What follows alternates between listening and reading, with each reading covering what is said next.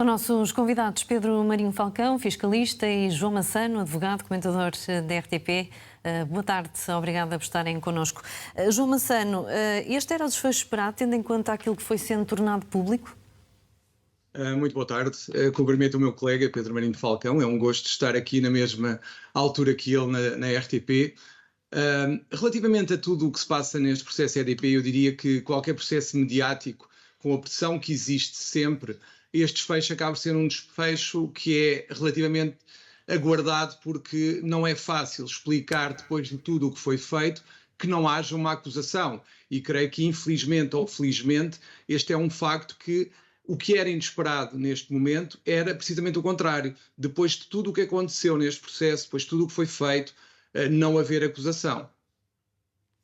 Pedro Marinho Falcão, é esse também o seu entendimento, um desfecho esperado, tendo em conta aquilo que fomos conhecendo deste caso EDP?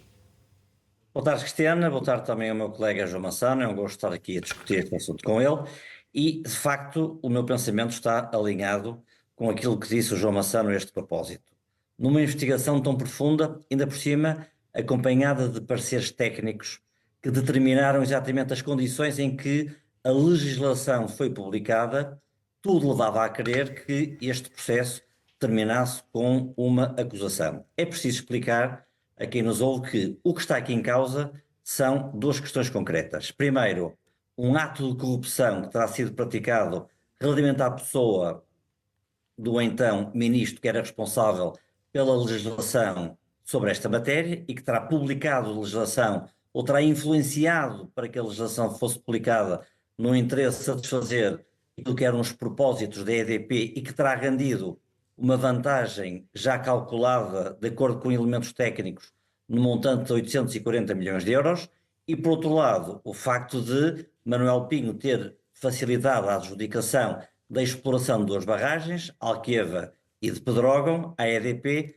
sem que isto passasse por um concurso público normal. Ora, daqui resultará, segundo a acusação, um crime de corrupção ativo para os elementos da EDP e um crime de corrupção passivo para titular de cargo público, no caso concreto de Manuel Pinho. Dos elementos que se conheciam até à data e dos estudos técnicos que, entretanto, a comunicação social foi transmitindo para o exterior, eu diria que este era um desfecho expectável relativamente à acusação. Questão diferente é saber se, durante a fase do julgamento, o Ministério Público vai conseguir ter elementos de prova que demonstrem que, de facto, houve um pacto corruptivo entre os elementos integrantes da EDP e o então ministro Manuel Pinho.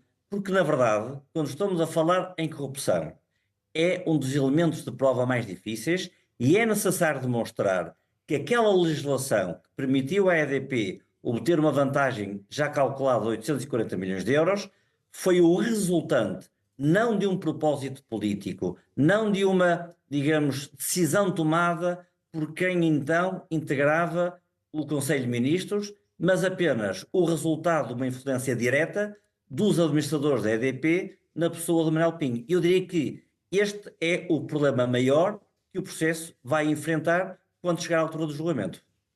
João Massano, vai ser difícil provar o que aqui está em causa?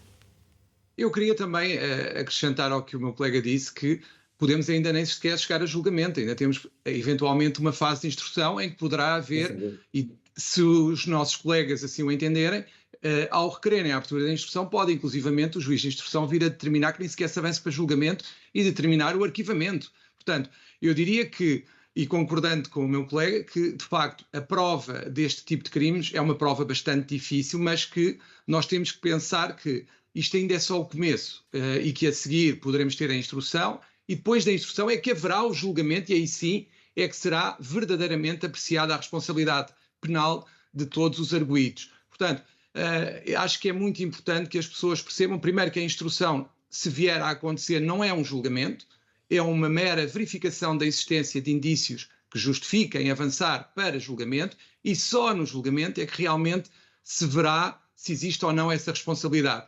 Depois, é óbvio que uma corrupção e um crime de corrupção é sempre bastante difícil de provar, claro que sim. Muito bem. João Massano, muito obrigada e uma boa tarde. Muito obrigado. Obrigada. Permanece connosco o Pedro Marinho Falcão, só para duas últimas questões.